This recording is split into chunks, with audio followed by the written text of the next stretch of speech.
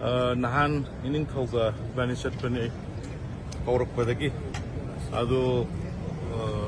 amna Indian Home Minister am serious oina hek yogiba numitu su nungang baro makhai bhawa pung tara ma khodaina baro pung ama tare adu unabi adagi amu next day su amukung ahum kami trauma daina mari makhai da buwa pung ani adu yamna ꯑꯩꯈꯣꯏꯒꯤ ꯂꯩꯍꯧꯔꯤꯕ ꯑꯩꯈꯣꯏ ꯑꯦꯐ꯭ꯔꯥꯏꯁ ꯂꯣꯏꯅ ꯐꯖꯅ ꯑꯍꯥꯟꯕ ꯅꯨꯃꯤꯠꯇꯨꯗ ꯇꯧꯔꯦ ꯌꯥꯝꯅ burning ꯑꯣꯏꯔꯤꯕ ꯁꯤꯗꯩꯗ ꯕꯟ ꯇꯧꯔꯤꯕ ꯑꯗꯒꯤ IDPꯁꯤꯡꯒꯤ ꯍꯧꯖꯤꯛ ꯐꯥꯎꯕꯗ ꯁꯦꯇꯜ ꯇꯧꯗ꯭ꯔꯤꯕ ꯍꯥꯏꯋꯦ ꯍꯥꯡꯗ꯭ꯔꯤꯕ ꯑꯗꯒꯤ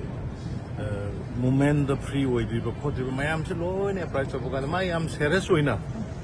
ꯋꯥꯟ ꯕꯥꯏ ꯋꯥꯟ ꯀꯝꯃꯨꯅꯤꯇꯤ ꯑꯇꯣꯞꯄ ꯀꯝꯃꯨꯅꯤꯇꯤꯁꯤꯡꯁꯨ ꯀꯧꯗꯅ ꯋꯥꯔꯤ ꯌꯥꯝ ꯀꯟꯅ ꯁꯥꯕꯒꯤ ꯄ꯭ꯔꯣꯁꯦꯁ ꯇꯧꯔꯒ ꯂꯩꯕꯤꯔꯝꯃꯤ ꯃꯥꯅꯁꯨ ꯍꯧꯖꯤꯛꯁꯨ ꯃꯈꯥ ꯆꯠꯊꯍꯧꯔꯤ ꯑꯗꯣ ꯑꯩꯅ ꯑꯩꯈꯣꯏ ꯅꯍꯥꯟ ꯆꯠꯂꯝꯗꯥꯏꯗ ꯍꯥꯏꯕ ꯑꯗꯨꯃꯥꯏꯅ ꯑꯩꯈꯣꯏꯒꯤ ꯏꯁꯨꯁꯤ ꯈꯔ ꯇ꯭ꯔꯤꯀꯤ ꯑꯣꯏ ꯈꯔ ꯀ꯭ꯔꯨꯁꯤꯌꯦꯜ ꯏꯟ ꯑꯦ ꯁꯦꯟꯁ ꯀꯝꯃꯨꯅꯤꯇꯤꯔꯣꯝꯗ ꯄꯨꯊꯣꯛꯈ꯭ꯔꯕꯅꯤꯅ ꯉꯥꯡꯕ ꯁꯛꯄꯗ ꯀꯩꯗꯧꯕꯗ ꯃꯤꯒꯤ ꯊꯃꯣꯏ ꯅꯥꯕ ꯅꯥꯗꯕ ꯁꯣꯛꯄ ꯃꯌꯥꯝ ꯂꯩꯕ ꯑꯗꯨꯅꯅꯦ ꯑꯩꯈꯣꯏꯅ ꯅꯍꯥꯟꯗ ꯍꯧꯖꯤꯛꯁꯨ ꯑꯣꯏꯔꯤꯕ ꯌꯨꯅꯤꯌꯟ ꯍꯣꯝ ꯃꯤꯅꯤꯁꯇꯔꯅ ꯑꯄꯤꯜ ꯇꯧꯔꯛꯏꯁꯤ ꯁꯥꯟꯇꯤ ꯑꯗꯨꯒ ꯇꯧꯕ ꯌꯥꯕ ꯃꯅꯤꯄꯨꯔꯒꯤ ꯁꯣꯛꯇꯅꯕ ꯃꯈꯜ ꯑꯃꯗ ꯃꯅꯤꯄꯨꯔꯒꯤ ꯑꯄꯨꯟꯕꯒꯤ ꯁꯛꯇꯝ ꯁꯣꯛꯇꯅꯕ ꯂꯩꯔꯤꯕ ꯏꯟꯗꯤꯖꯤꯅꯁ ꯄꯣꯄꯨꯂꯦꯁꯟꯁꯤꯡ ꯂꯩꯃꯤꯟꯅꯔꯤꯕ ꯖꯥꯇꯤ ꯄꯨꯝꯅꯃꯛꯁꯤꯒꯤ ꯑꯃꯠꯇ ꯁꯣꯛꯇꯅꯕꯒꯤ ꯂꯝꯕꯤꯗꯣ ꯐꯖꯅ ꯇꯧꯔꯛꯀꯅꯤ ꯑꯗꯨꯅ ꯌꯥꯔꯤꯉꯩ ꯁꯥꯟꯇꯤ ꯃꯦꯟꯇꯦꯟ ꯇꯧꯅꯕ ꯍꯥꯏꯗꯅ ꯑꯄꯤꯜ ꯇꯧꯔꯛꯏ ꯃꯗꯨꯒꯤ ꯑꯄꯤꯜꯗꯣ ꯑꯩ ꯃꯌꯥꯝꯒꯤ ꯈꯨꯠꯊꯥꯡꯗ ꯃꯦꯗꯤꯌꯥꯒꯤ ꯏꯆꯤꯟ ꯏꯅꯥꯎꯒꯤ ꯈꯨꯠꯊꯥꯡꯗ ꯃꯌꯥꯝꯗꯁꯨ ꯇꯧꯖꯔꯤ ꯑꯗꯣ ꯑꯩꯈꯣꯏꯅ ꯇꯧꯒꯗꯕ ꯊꯕꯛ ꯈꯔ ꯑꯩꯈꯣꯏꯅ ꯒ꯭ꯔꯥꯎꯟ ꯋꯥꯛ ꯈꯔ ꯑꯩꯈꯣꯏꯗꯁꯨ ꯑꯩꯈꯣꯏꯅ ꯍꯥꯟꯅ ꯈꯟꯖꯕꯁꯨ ꯂꯩ ꯁꯤꯟꯅꯕꯤꯔꯛꯄꯁꯨ ꯂꯩ ꯃꯗꯨ ꯑꯩ ꯍꯧꯖꯤꯛ ꯍꯥꯏꯔꯣꯏꯒꯦ ꯑꯩꯈꯣꯏ ꯇꯞꯅ ꯂꯩꯔꯤꯕ ꯁꯤꯚꯤꯜ ꯁꯣꯁꯥꯏꯇꯤ ꯃꯌꯥꯝ ꯄꯨꯝꯅꯃꯛ adagi honorable elected members sing adagi ima iben sangstan naharol punamak koigi satra satri sing leader troga koi thanarga once for all manipur gi solution dama ta hongna bi khongjang du koi tamna hore aduna madu daida praja mayamna yam santi leina violent yaudana yam democratic oiba mawongda koi sangjan minasi aduga hanba leitana bharat sarkar gi firepti am clear ni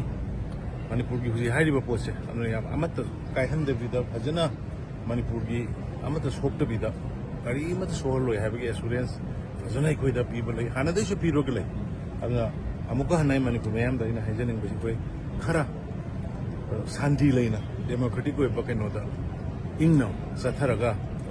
dawgada ba thabak rom da koi mai wonchen ni nasi koi thabak anadaisu tauroga lai hujiksu koi taunana ba tauri adagi akoi athuba praja miyamna pamiba aikoigi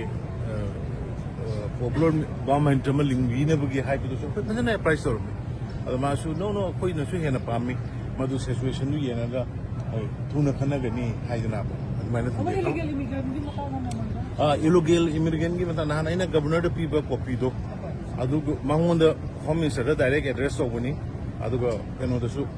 ama governor su pibni ado home minister gi ingarang direct pirame maruina kenogi to 30 days pirapodo moina illegal immigrants bangladesh imni myanmar gi 30 days pirapodo aikoina madu matam kitang sangtokpi maram ni hana dagi akoi siam chronic oina lakonina matam kitang sangtokpi na ma yam sympathetically yengni na hayowe